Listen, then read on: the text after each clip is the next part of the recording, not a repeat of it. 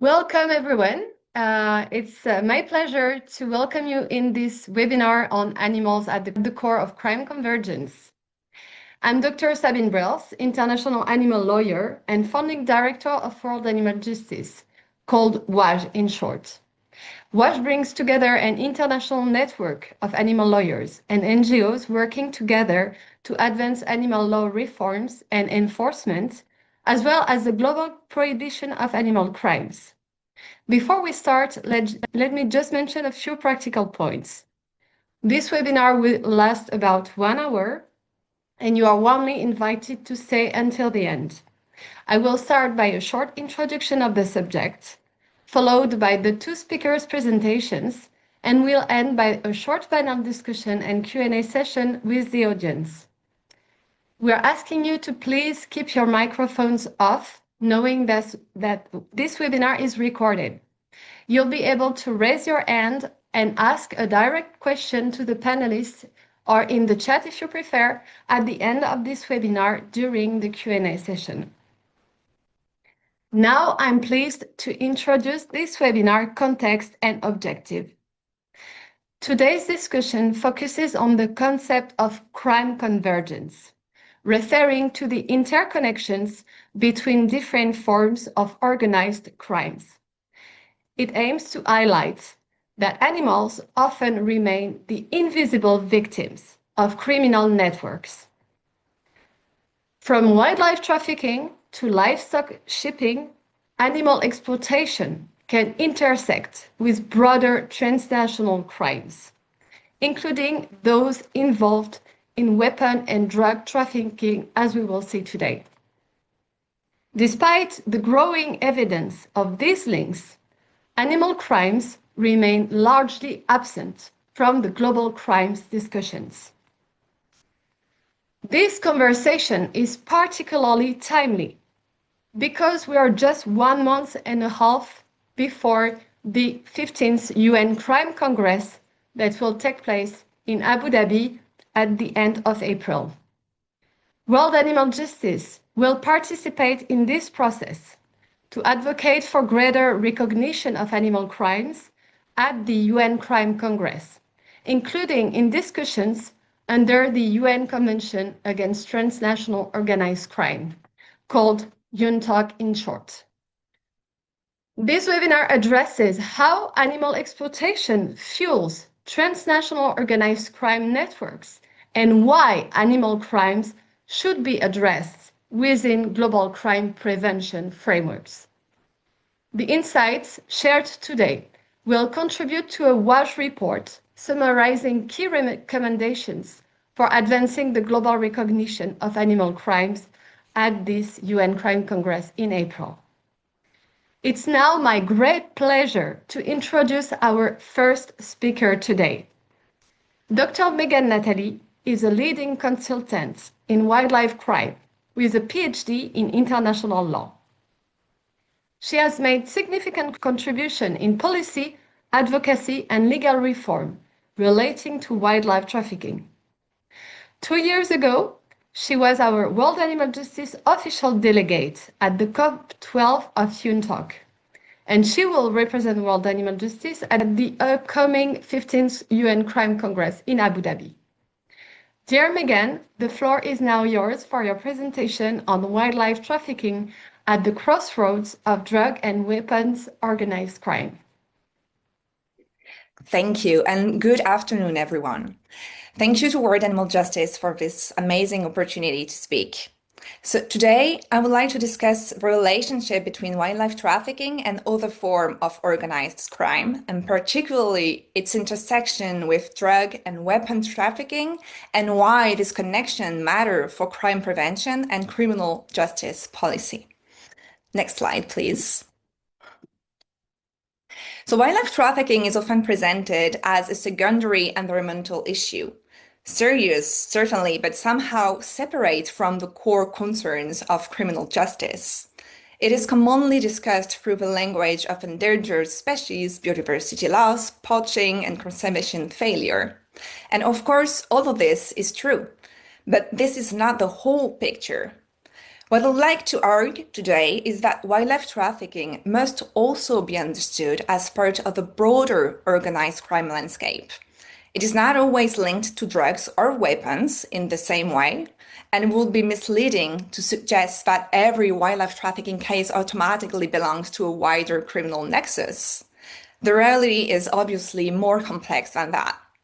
Yet, that complexity should not obscure the central point, and that is that in many contexts, wildlife trafficking is deeply entangled with other serious crimes. It shares roots, intermediaries, corruption structures, concealment technique, laundering channels, and sometimes even direct exchanges of commodities and proceeds. This is precisely why the issue belongs within the wider concerns of the UN Crime Congress. If we are serious about crime prevention, effective criminal justice responses, and strengthening the rule of law, then wildlife trafficking cannot remain unethically or institutionally isolated. Next slide, please. So a useful starting point is to move away from the assumption that illicit markets function separately. Organized crime rarely respects the neat categories through which our institutions are structured. Criminal networks adapt, they diversify, they follow opportunity. This flexibility is increasingly visible in the way criminal groups treat commodities. In many cases, they are far less attached to a specific product than law enforcement structures are. What matters to them is value, transportability, corruption opportunities, enforcement risk, and market demand. In that sense, criminal networks can become almost indifferent to the nature of the commodity itself. Wildlife products, narcotics, illicit timber, counterfeit goods, mined resources, or even human exploitation can all become part of the same broader criminal portfolio. And that observation matters because it changes how we should think about wildlife trafficking. So in other words, the traffic does not always flow in a single direction. Wildlife crime may function as an adjunct market, but it can also serve as an entry point into broader criminal activity. And that is a critical point where we begin to think about prevention. Next slide, please. Yes. The relationship between wildlife trafficking and drug trafficking is particularly instructive. Research in this area reveals several recurring patterns. The most straightforward is the co-movement of illicit commodities.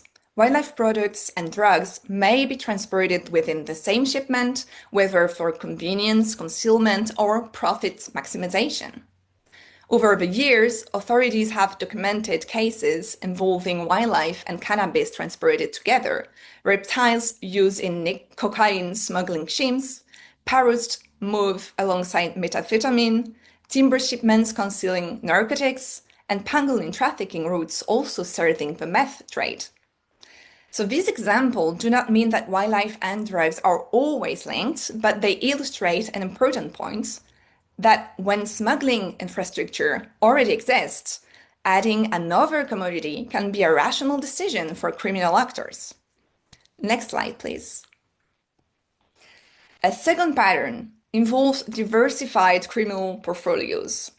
In these cases, the same network or overlapping actors manages multiple illicit markets simultaneously. Wildlife trafficking does not simply occur alongside other crimes by coincidence. It can be embedded within the same structure of profit, protection, and corruption. Evidence of this overlap has appeared in several regions. Investigations in East Africa have suggested links between actors involved in wildlife crime and narcotics networks. In Europe, law enforcement investigation into Vietnamese criminal net groups uncovered connection between synthetic drug trafficking and the trade in ivory, rhino horn, and tiger products. A striking illustration of this convergence emerged in South Africa. Acting on intelligence, investigators raided a farm linked to a Vietnamese criminal ring and reportedly discovered hundreds of pounds of so-called lion cake, which is a product derived from boiled lion bones and sold within traditional medicine markets. And so alongside this, they found large quantities of opium that had apparently been incorporated into the product. So in this case, wildlife trafficking and drug trafficking were not merely co-located, they were materially combined within the same criminal enterprise. A third pattern concerned the reuse of smuggling routes.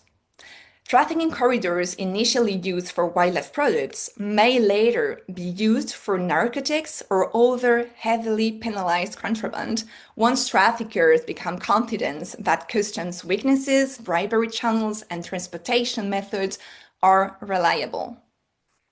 Some intelligence analysis suggests precisely this dynamic. Wildlife shipments may be used to test routes and enforcement responses before more dangerous or more profitable commodities are moved through the same channels. So from a prevention standpoint, this is extremely important because it means that wildlife trafficking can function as an early warning signal. If authorities dismiss it as minor, as peripheral, or purely environmental, they may miss the opportunity to identify broader criminal system before those systems expand into narcotic trafficking, arms movement, money laundering, or violent coercion. So there is also a barter dimension. In some contexts, wildlife is not simply sold for cash, but exchanged directly for drugs. Abalone for methamphetamine is a well-documented example, and there have also been reports of other species being exchanged for iron or other narcotics. So these cashless transactions are particularly difficult to trace, which make them attractive within criminal markets. They also demonstrate that illicit economies are rarely compartmentalized, and one commodity can become the currency through which another circulates. Next slide, please. And then there is the connection with weapons.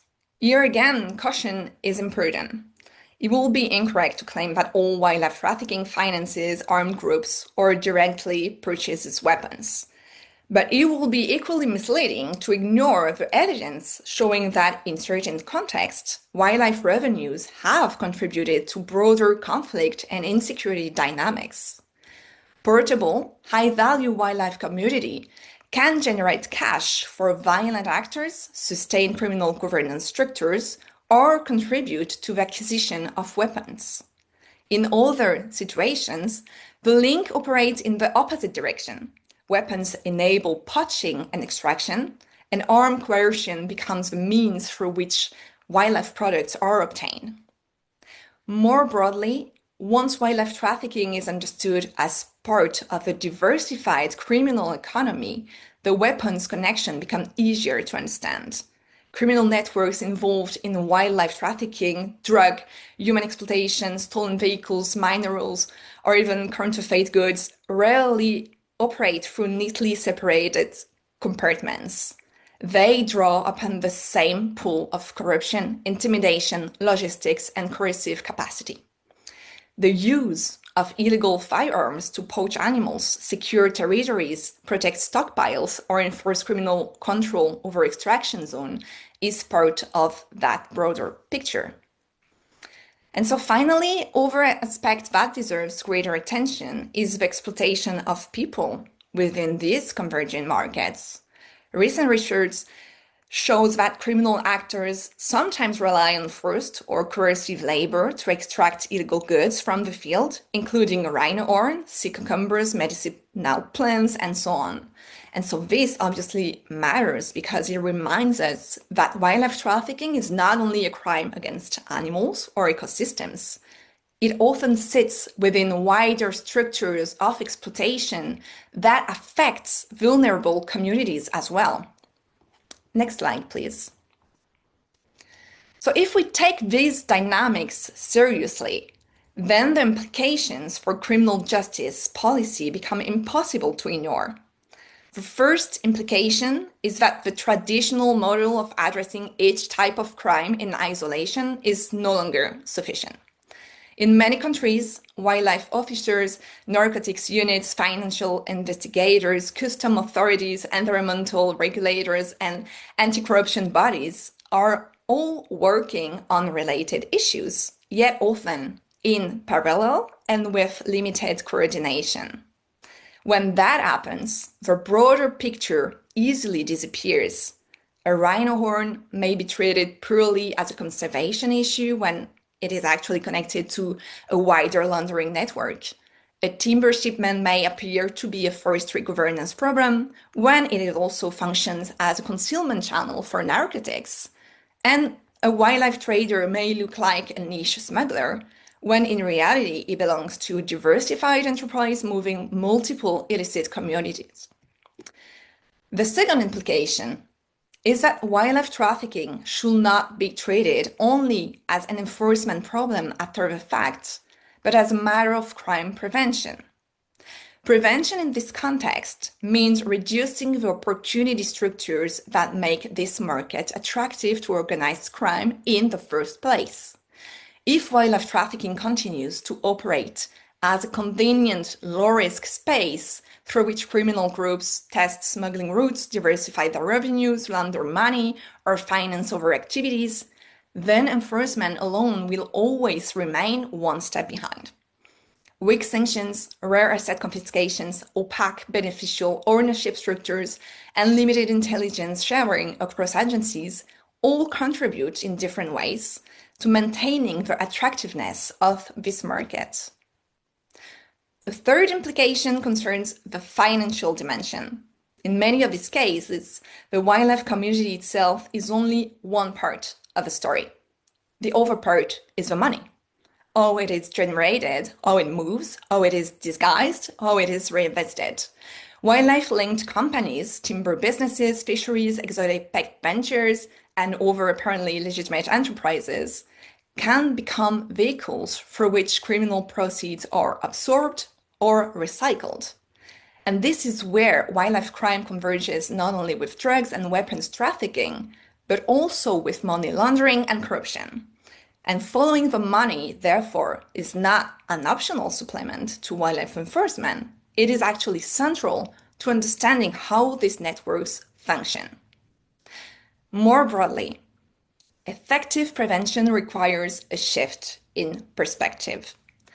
We actually need to look not only at seizures, but at systems, not only at the products being trafficked, but at the routes and infrastructures that make trafficking possible.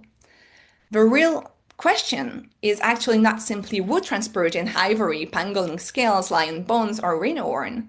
It is who enabled the corridor, who protected the shipment, who laundered the profits, who provided the company structure, who supplied the weapons, and who ultimately benefited from the corruption chain. Next slide, please. So this broader perspective is far more consistent with the goals of the UN Crime Congress than a narrow commodity-by-commodity approach. At the same time, intellectual discipline remains essential. It is tempting, and particularly in advocacy contexts, to claim that every wildlife trafficking case is automatically linked to drug cartels, armed groups, or complex transnational syndicates. But that will not be accurate, and it will not be strategically wise. I think the stronger argument is a more nuanced one, and that is that wildlife trafficking does not always converge with other serious crimes, but the evidence is now too substantial to continue treating such convergence as rare or anecdotal. These connections appear in different forms across different regions and with significant implication for law enforcement, prosecution, crime prevention, and security governance. So let me end with one simple point. Wildlife trafficking is often presented as an environmental issue, and of course it is. We all know it is. But it is also about criminal systems that move commodities, money, influence, and sometimes violence across borders.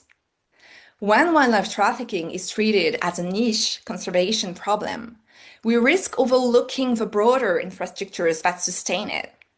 And when we recognize its connections to organized crime, corruption, financial flow, and illicit trade networks, we begin to see how those systems actually operate. And that clarity matters because effective crime prevention does not begin with the commodity, it begins with the networks that move it.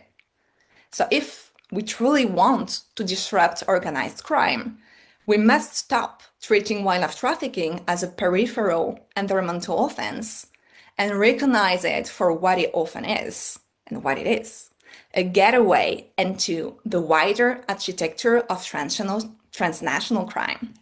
Thank you very much. Thank you very, very much, Meganne, for this truly striking and excellent presentation. I guess we have a lot of takeaways from it. So I cannot be grateful enough for all your work for today's webinar and also for World Animal Justice. And you're such a wonderful advocate for animal crimes at the UN Crime Congress and the UNTAC in particular. So thank you very much, Meganne. So even if wildlife trafficking is increasingly recognized within the UN organized crime discussions, especially as Meganne said, under the environmental crimes discussions, there's other forms of crime convergence involving animals that remain largely overlooked, especially when it comes to farm animals and the global livestock trade. To explore this emerging issue, I'm now turning to our second speaker, Luis Sarmiento. Luis is director of Proyecto ALA, Animales Latinoamérica, and a longtime animal protection advocate with more than 35 years of experience across Latin America. Today is contributing to raise a very important issue that fully supports our World Animal Justice advocacy work at the UN. Dear Luis, the floor is now yours for your presentation on cattle shipping from South America and its role in international drug trafficking. Thank you so much, Sabine. Hello, everyone. Good morning from Bogota, Colombia. Good afternoon, good night, wherever you people are. So thank you for this introduction, Sabine, and thank you also, Megan, for that wonderful presentation. So I'm going to share my screen. Do let me know if you can see it. Yes, sure. You just need to double click to be in full screen, and I guess it will be fine. Okay. Is it already? Yes, it's perfect now. Okay. So as Sabine was saying, I am the director of Proyecto ALA. Proyecto ALA has been existing for 11 years now, and since 2016, one of our main issues we address is precisely live exports. So I am not sure how much people know about live exports here. So, oh God, let me just. Okay, so I am not sure how much the audience knows about live exports. I'm just going to briefly mention what it is and then make the connection to the topic we are talking about in this webinar. So live exports are basically the transport of animals, mainly farmed animals such as cattle, sheep, and goats from one place to another, and it may occur by sea, by air, by river. Our main interest here is the one that is being done by sea, and it may occur regionally between countries or between continents, like for example from South America to Middle East. most of our countries in South America, you can see the global map here, and the green part is South America. And you will see that almost every single country in this region has been involved, is currently involved, or plans to be involved in live exports, meaning they are planning or they have already start sending live animals mainly to Middle East. So we have 4 active countries sending animals now: Brazil, Colombia, Chile, and Uruguay.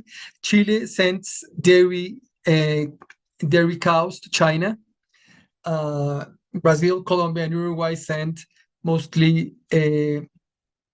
livestock for beef to Middle East countries. Venezuela sent animals in the past. It's not active right now sending shipping animals. And other countries have already announced they are going to start exporting live animals, such as Argentina, Ecuador, Paraguay, and Bolivia. And it's very curious to see because countries like Bolivia and Paraguay don't have sea. So the business seems to be so good that it doesn't matter that they have to pay extra amounts for crossing other territories to get to the sea. So what is wrong with live exports? And this is where we're going to do to join live exports with this particular topic of illegal substances. Live exports involves animal cruelty. It's a very risky business because the ships are old ships. Some of them have already more than 40 years, and they present mechanical failures. They can get on fire. There may be shipwrecks. Once the vessels arrive to the port, they may be rejected.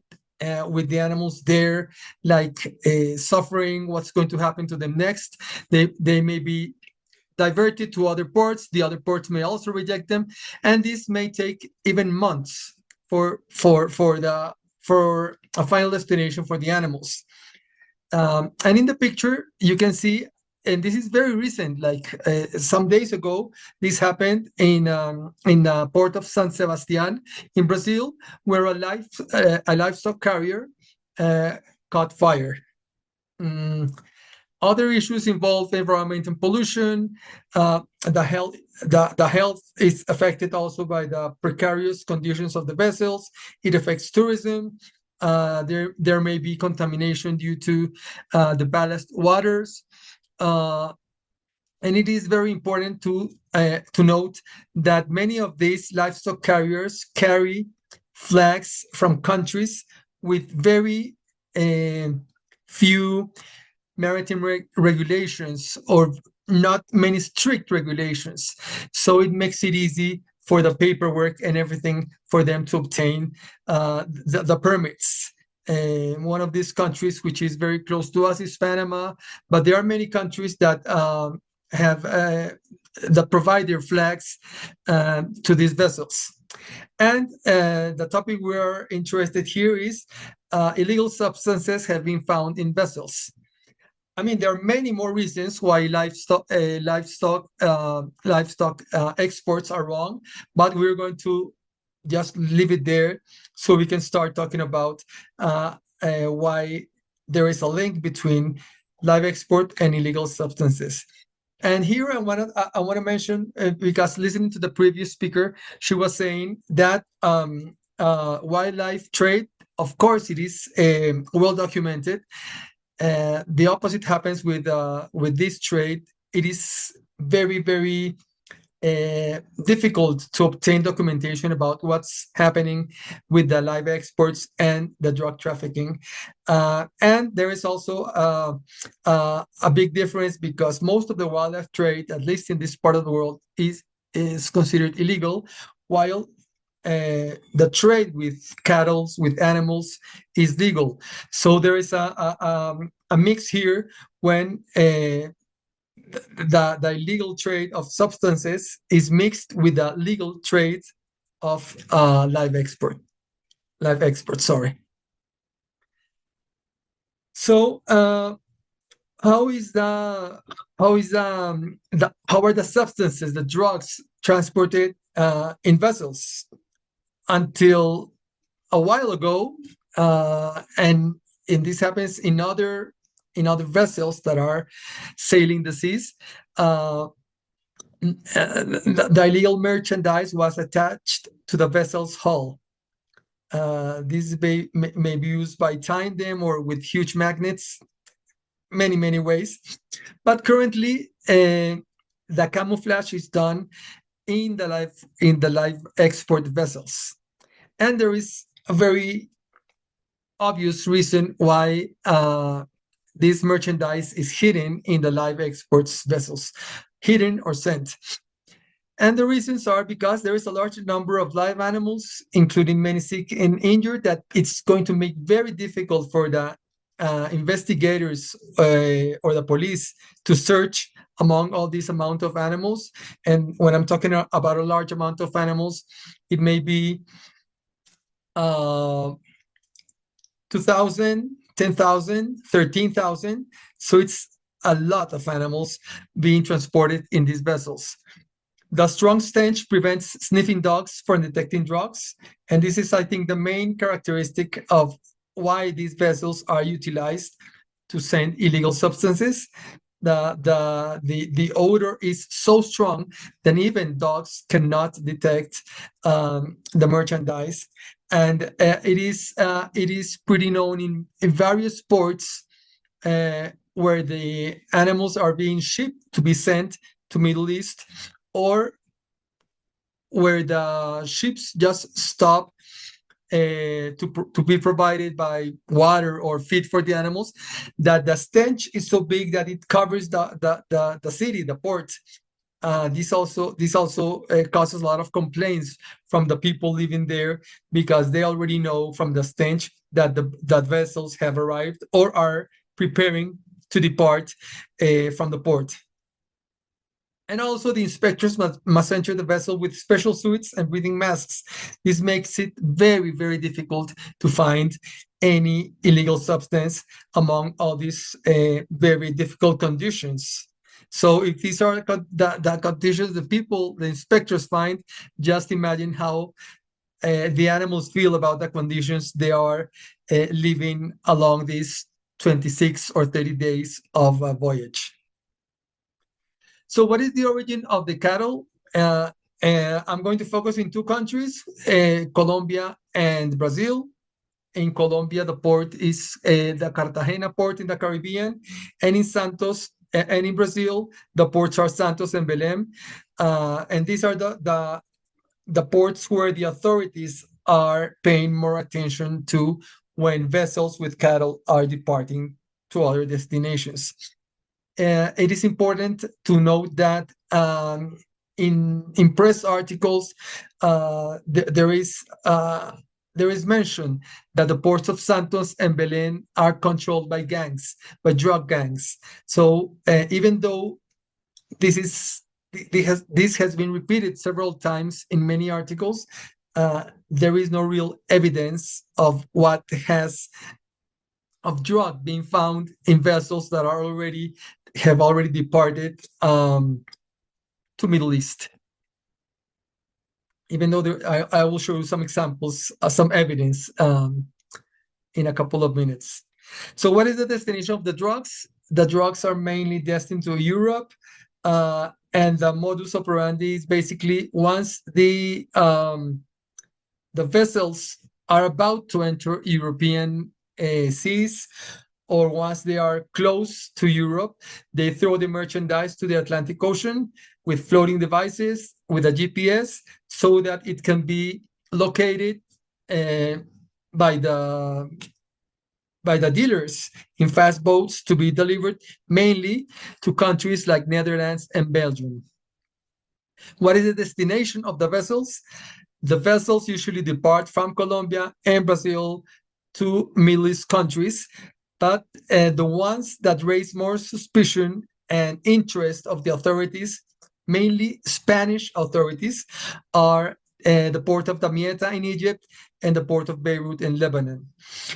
And it is important to make note that regulations for livestock in these ports are less stringent than in Europe. This also makes all the process a little bit easier for the gangs. So this is some evidence in May and in June in 2020. Two vessels were stopped in Spanish ports. One of them is called the Neme, and the other one is the FM Spiridon. You can see the pictures. These pictures belong to the Spanish guard inspectors. The situation the animals face is just terrible. And in these two cases, even though there were suspicions of drug being carried in the vessels, nothing was found.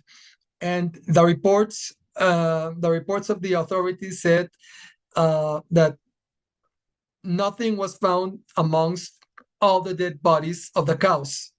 So there were not really cows, there were bulls, but you can see that the conditions of the animals here are very, very critical. Just the fact that they were inspected means that there is something going on. Unfortunately, nothing was found here.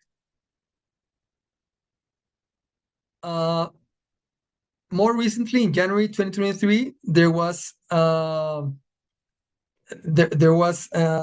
Orient 5 was stopped, and they found illegal substances.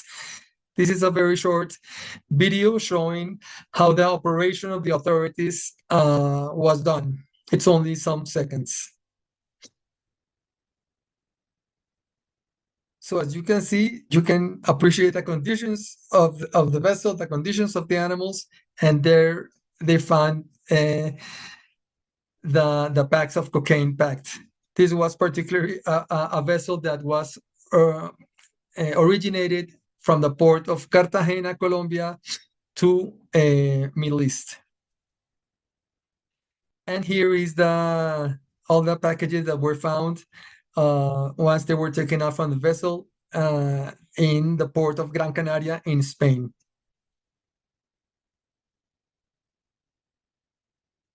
There's another piece of evidence here. The vessel was the Badr 3. This was April 2024.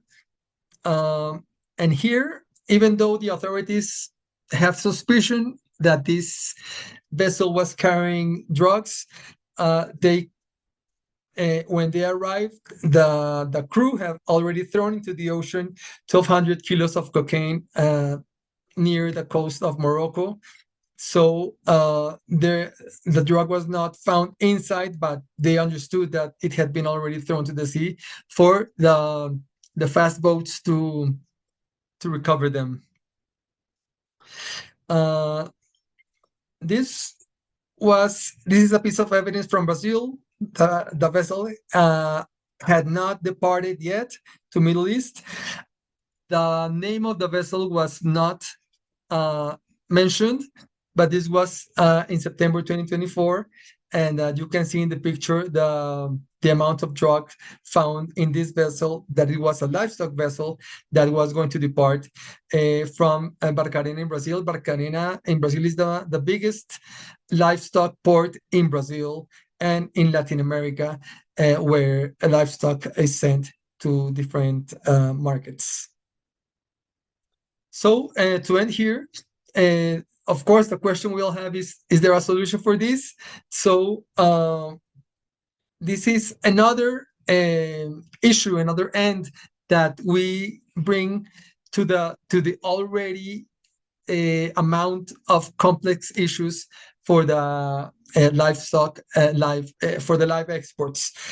It is extremely complicated due to security, and what I mean by this is that the gangs involved in this are very dangerous, and it is very difficult to talk about this openly, because you can be a target of these gangs.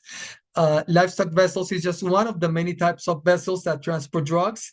Drugs have been found in other kinds of trade, like fruits, containers, salt. Anyways, it is very common to find that vessels are used to carry drugs, but the one that is being chosen now is where live animals are because of the reasons I already gave. And it is interesting to know that at least once a week, a suspicious livestock carrier departs from South America to Middle East. So once a week, mainly the Spanish authorities are targeting vessels because they have suspicion that there is drug hidden amongst all these conditions that the animals are going through. So once again, I as well as Sabine mentioned it, and Megan as well. I mentioned the UN Crime Congress, which is going to be in a couple of weeks, and this would be the perfect place to talk about this, to make it be known to those countries that don't know about it, and I hope the World Animal Justice team has a lot of success in this Congress. Thank you very much. Thank you And so I stop much, here. Luis. Thank you very much, dear Luis, for your very enlightening and eye-opening presentation on this so important and still so little known issue. Yeah, this is striking to see the importance of this criminal network and also involving cattle shipping. So yes, together with Meganne's presentation on wildlife trafficking, your contributions illustrate very well how different forms of animal exploitation, both illegal and legal, can interact with these transnational organized crime networks. And so I'd now like to ask you a first question before opening to the Q&A with our audience today. So one question that seems to emerge from this presentation and where I'm really curious to know your thoughts is if you would have just a few recommendations to address directly to the UN Crime Congress delegates to include animal exploitation as an inherent part of prohibited forms of organized crimes, what would be your recommendations? And more broadly, do you think there is a way, maybe under the UNTAC, especially for Meganne, who is more an expert of this, to recognize animals as collateral victims of the type of transnational organized crimes that you have raised? So I hope I was clear, otherwise I can make it more simple. But yeah, maybe Meganne, would you like to start with your thoughts? I guess you're muted. Yeah. Yeah, sure. Well, that's a very interesting question. Well, at present, the UN Convention Against Transnational Organized Crime does not recognize as, animals as victims in the legal sense, but the convention is primarily designed to address crimes that affect states, economies, and human victims. So there is certainly room to strengthen how wildlife crime is addressed within that framework. I would say one possibility is through the development of additional protocols or maybe interpretative guidance, although that will be not binding, but that explicitly recognize wildlife trafficking, for example, as a form of serious transnational crime and acknowledge the harms it causes not only to ecosystems and communities, but also to the animals themselves. And so while the legal category of victim under UNTAC currently refers to person, I think the broader recognition of animals as armed entities within these crimes could definitely be advanced through policy development and resolution and evolving legal interpretation. And I do think that we are definitely on the good path for that.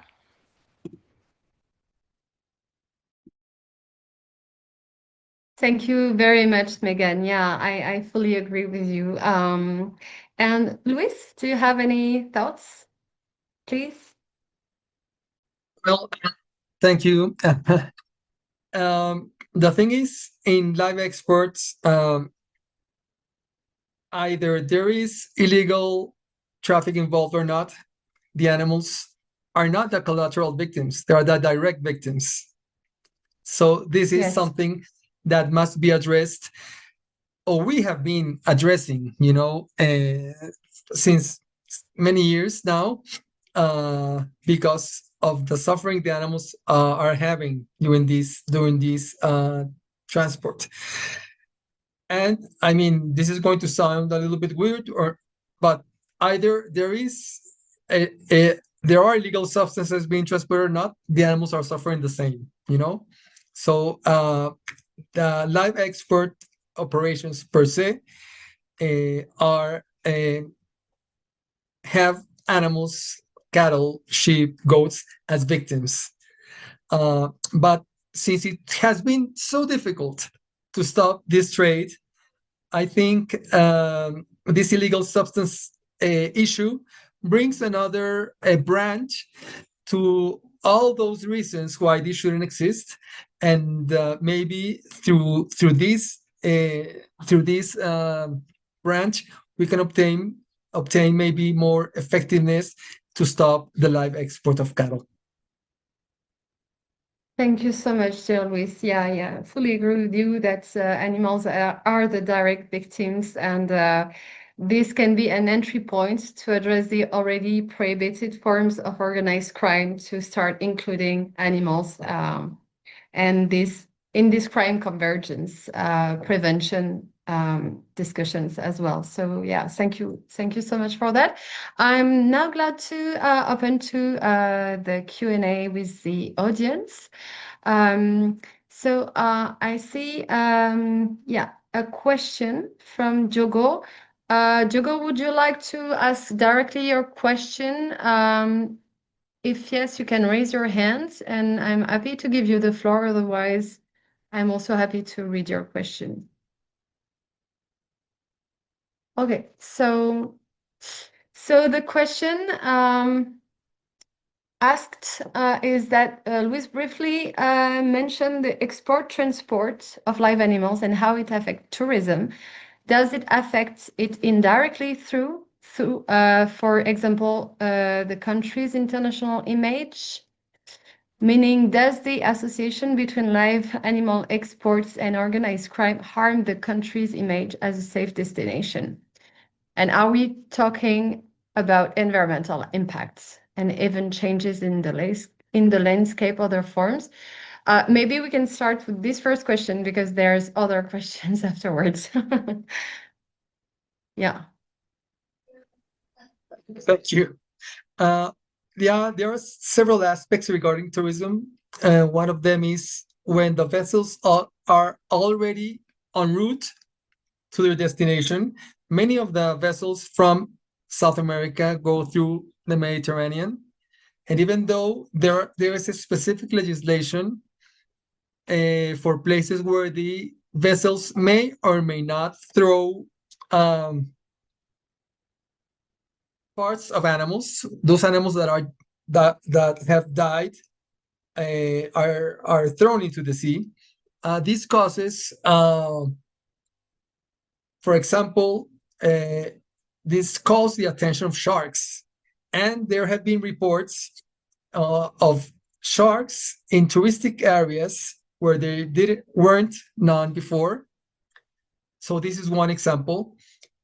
It also happens that they throw parts of animals or bodies or complete bodies, and these bodies arrive to the beaches where tourism is happening. So this is one aspect, but the person is also asking about the origin country.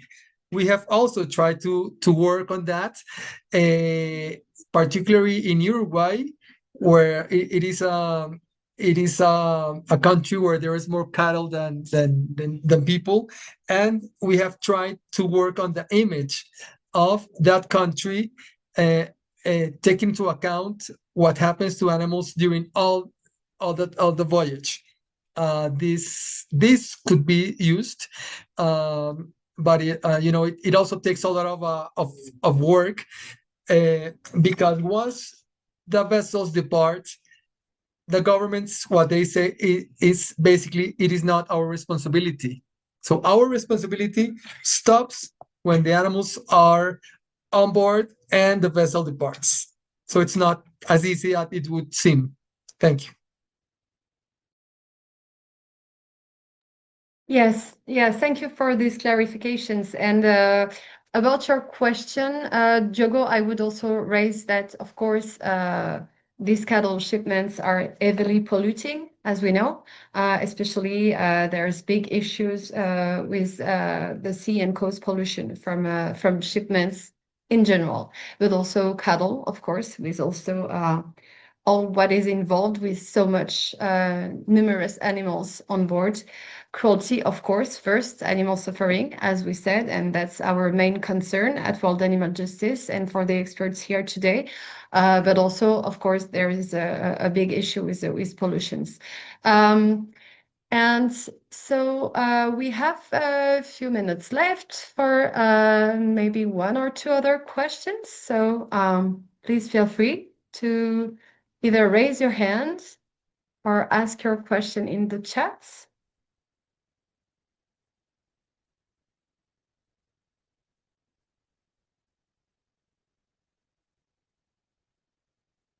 And if there is no other questions, I will be happy to conclude this webinar.